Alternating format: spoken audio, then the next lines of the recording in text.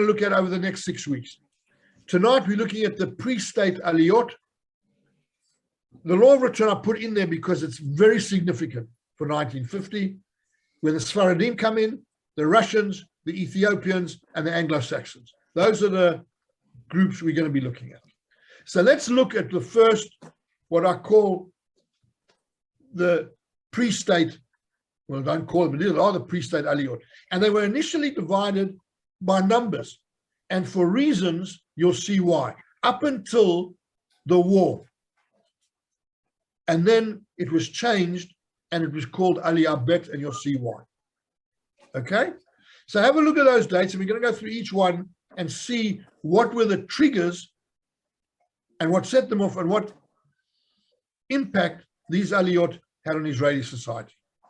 Okay, so the first aliyah, and you see the dates there, 1882 to 1903, and it obviously makes sense for people who know a little bit of history, will know this was the time of the pogroms, the Cossacks, Russia particularly, and in those days, Russia was the Russian Empire, which included half of Eastern Europe, almost the whole of Eastern Europe, really, right? We knew it as the agricultural aliyah, right? The oranges. These were the guys like Ben Gurion, Ahad Ha'am, and these guys who went to Israel to work with their hands, right? The whole idea was the Jewish people of this inverted triangle, Borochov's triangle, for those who in Habonim will know, the triangle was the wrong way around for the Jews. At the, the apex of the triangle was upside down. Jewish workers were the smallest part of the society, and all the intellectuals and the accountants and the lawyers and the doctors were at the top. So they wanted to go and work the land. During that period, between 25,000 and 35,000 went to Palestine. Okay? Not a hell of a lot each year. You can work that out, right? Over 21 years, it's like 1,000 a year. Not a hell of a lot. But the most important factor was between 40 to 90% left. They couldn't hack it. It was hard work. There was no infrastructure. And these were the real Chalutzim. These were the guys and women and men and youngsters and even older people to a certain extent who laid the cornerstone, what I call the cornerstone of Jewish settlement. These were the people who laid the first pavings in Rishon LeZion. And for those who know a little Hebrew will know Rishon LeZion means the first to Zion, right? The first people who came back to Zion. Rosh Pinah, the head of the rock, right?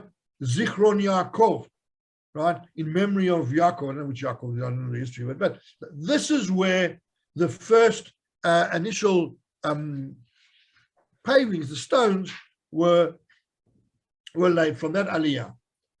Then you'll see again coming out the second aliyah. What's the trigger? More riots, more pogroms, more anti-Semitism. And there's no doubt, running all the way through and even through up till 2021, the biggest pusher for aliyah is violence and anti-Semitism.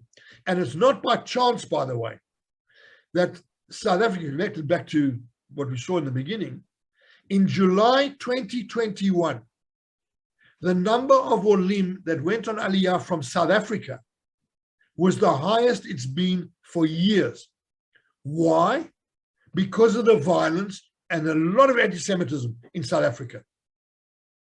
And you can't go anywhere else, right? That's also one of the other issues, right? So you'll see very, very strong motivator is you don't want to die.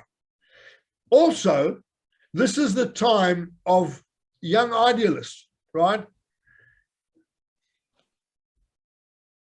Socialism, communism, Zionism, Herzl, all the isms are vibrant amongst young people.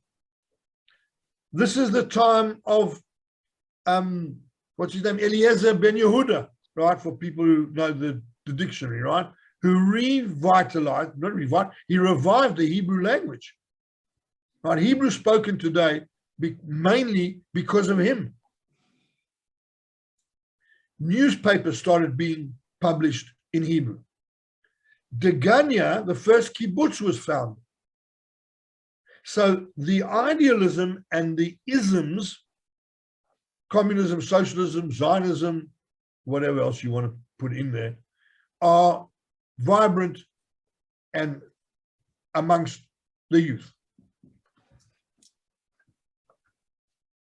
A neighborhood of Jaffa is then developed into what we now know as Tel Aviv, right? Hashomer was set up because there was trouble up north. The foundations of political parties were set up, and this becomes very significant because this lays the foundation for the Yishuv to then build up in a pre-state realization that democracy was going to be important. In order to have a state, we need parties, we need this, and this is where it all began. Remember, we're talking here of the period of 1904 to 1914. A lot of people arrived in this period, but once again, of the 40,000 arrived-ish, half of them left. Also, again, couldn't hack it, or couldn't, beforehand, couldn't go anywhere else. The third aliyah is once again triggered by violence. The October Revolution in Russia is taking place. This is after the First World War, when there is a lot of trouble and people have died, millions have died, economies are shattered, there's a lot of trouble. But this is the time that the British Empire has conquered Palestine. The Turks were beaten in the war, and as a result, Palestine becomes part of the British Empire, the British Mandate, and the Balfour Declaration happens. Now, people mustn't underestimate the importance of this document as a piece of paper. It was more than that. It set out what the British Empire's views were about where Palestine was going to go in some shape or form. There was going to be a Jewish homeland somewhere. Where, how, what? But the British government views with favor the setting up of a Jewish homeland. Never underestimate the importance of the Balfour Declaration. Very, very, very important. At the same time, these are the guys and women and kids and older people who are draining the swamps in the valley where I lived for many years. I call my valley. Emek Israel was built during this aliyah. Roads and the initial infrastructure of the industries, the big industries, were laid. Once again, same kind of number, 40,000 left. But the interesting thing about this aliyah is relatively few went back to their countries of origin for one specific reason. The main country of origin was what was once Russia, which was now communist Russia. And there was no place for Jews as Jews in communist Russia. You were a communist. There was no place for anybody other than communism. Religion was the opium of the masses. And these were the early days of the Russian Revolution, right? Stalin was still to come to power. So there was nowhere else to go, and they literally had no choice but to stay there. The next aliyah is the fourth aliyah. Starts focusing around Poland. Now remember, between the wars, the largest Jewish community in Europe was in Poland, and the most vibrant. Yiddish, there were more Yiddish plays being written in Poland than I think there were Polish. Warsaw was a center of Jewish life, as Odessa had been beforehand. So when the economic crisis hit, what happens when economies go south? where do societies look for to blame? Jewish communities. So don't hold your breath here either, by the way. And you don't have to look too far back to see what happened when Germany went south economy-wise. In addition to that, I forgot to hit the button. In addition to that, the USA had introduced stiff immigration quotas because the Jews had flooded into America when they left Palestine, those that had come to Palestine, and those that had gone to Ellis Island directly from Russia were in huge numbers. And people who've been through Ellis Island, who've been through the museum in Ellis Island, will know what it's about. But those that came to Palestine, as it was then, the immigrants, the Jewish immigrants who came to Palestine, they were by and large middle class, which meant they had little bits of money. You could leave, for example, if you took X amount of money with you or you paid to leave. That's what the Germans did, by the way, before the final solution was put in place. Germany wanted to be Judenrein, to get rid of their Jews. And that's why they did this whole, that's why guys like, I'm trying to think of the name, don't know names, would say, well, the Zionists and the Nazis worked together. It's total nonsense. What was happening is before the final solution, the Zionists, in inverted commas, were trying to buy the Jews out of Germany, which Hitler wanted. Hitler wanted the Jews out of Germany. I don't want to get to that now. We can get that to another stage. So they brought with them this aliyah, capital, but also little small businesses and workshops. They were handcraftsmen. They were, they were craftsmen by and large. Tel Aviv expanded and grew, and during this period, 82,000-ish arrived, and only 23,000 left. So much less than in the previous ones that we saw.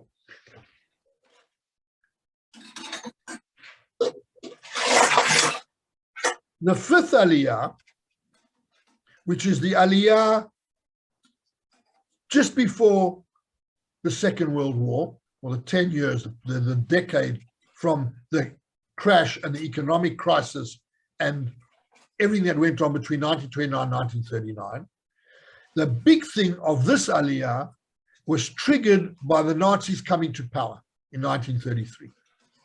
Those who had the means and those that could left. I, for example, of a family that were on the last train out of Berlin.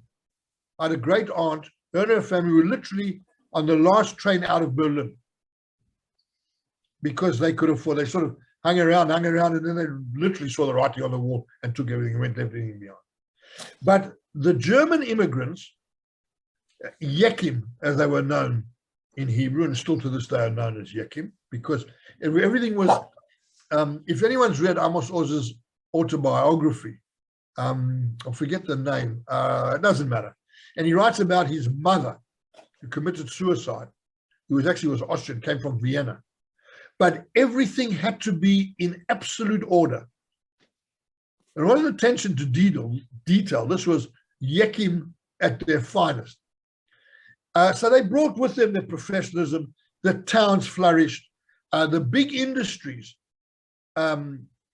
also grew. Haifa was finished as a port. Haifa had always been sort of around, but Haifa was literally completed to be a proper port.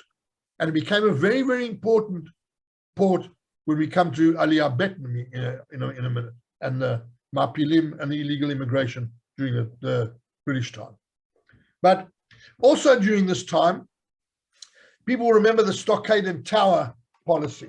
Just very quickly, a lot of kibbutzim were set up overnight. Why? Because there was a law from the old British Mandate days that if you had any kind of covering over your head and protection around you, like a sukkah or a stockade with a tower, you couldn't pull it down. So what the Palmach and the Yishuv would do is overnight, they'd go to places like Kfar Giladi, for example, is a good example of that. And overnight, they would put barbed wire around an area, build a stockade, and put a little sukkah over where they were, and the British couldn't put it down.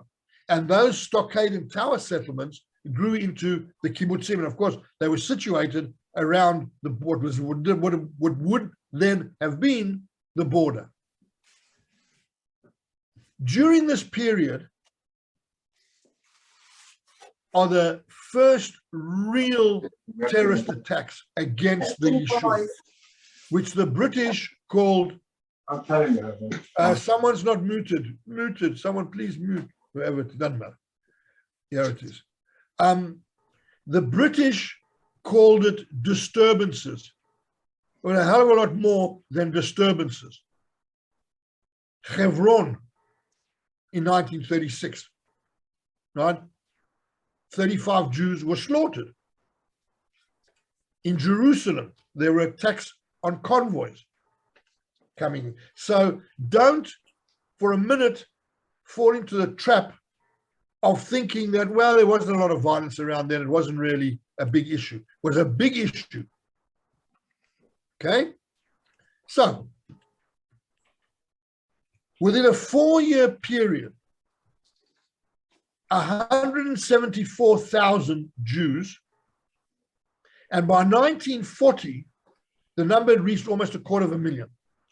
And this is where the real numbers are created about, well, the country was empty of Arabs, which is nonsense, right? But where we come to 400,000 Israelis, in inverted commas, or Palestinians before the state was set up, this is where the big number comes from during this 4-year period. Why? Because in addition, the British had put huge restrictions on Jews fleeing Europe. And there are enough people know enough about the history of the ships and where they went, those that were sent back, because I'm not going to go into that. And that's what led to the last of these aliyot, as I call them, which was changed to Aliyah Bet, right? Aliyah Bet was focused really on, why am I not going down? Here we go. Was focused on saving Jews from Nazi-occupied Europe. That's what the focus was. By seeing their and when Ben-Gurion said, you know, we'll fight the Germans as if there wasn't a white paper, referring to the white paper of stopping Jews coming to Palestine, and we'll fight the British as if there weren't Nazis. This was the whole famous quote of his. So saving Jews was the focus, nothing else. The majority arrived were known as Ma'apilim. The Hebrew word for immigrant or illegal immigrant are Ma'apilim. And the people that brought them there were the Mossad La'aliyah Bet. The Mossad as we know it today, the Mossad in Hebrew, by the way, the word Mossad means organization. Yeah. So the Mossad La'aliyah Bet was the organization to bring the Aliyah people to Israel. And the Marine wing was known as the Palyam, from the Palmach Yami, right? That's where it comes from, right? Remember, the Palmach were the strike force of the Yishuv secret army that was trained by Wingate, and, you know, we'll go into the whole story, that's another time. But the Palyam was commanded by, the ships were commanded by the marine arm of the Palmach. Now, those are the pre-state aliyot. Standing on one leg. I mean, I could go into a lot more detail, but again, you can see we only got 5 minutes left. I want to open this up to people who ask questions or want to say something. The key here is that these aliyot, of which the majority of people didn't stay in Israel, and you need to bear that in mind as well. These are the Chalutzim that laid the foundation for the Yishuv to be able to declare the state as a state in 1948. On the 14th of May 1948, when Ben-Gurion gets up and says, this is the state of Israel, without these aliyot, he wouldn't have been able to do that. And that's the impact. And it's huge, by the way. You cannot, and that's why my axe to grind at the moment with new sort of revisionist historians, the new history books that are being written, that are being published now, and they're coming out in their droves, are trying to undermine the importance of these aliyot. And that's my big axe to grind that I'm taking on board at the moment from all this stuff. And they're not going to get away with it. Because without these aliyot, we wouldn't have Israel as it is today. Okay, so that's me done.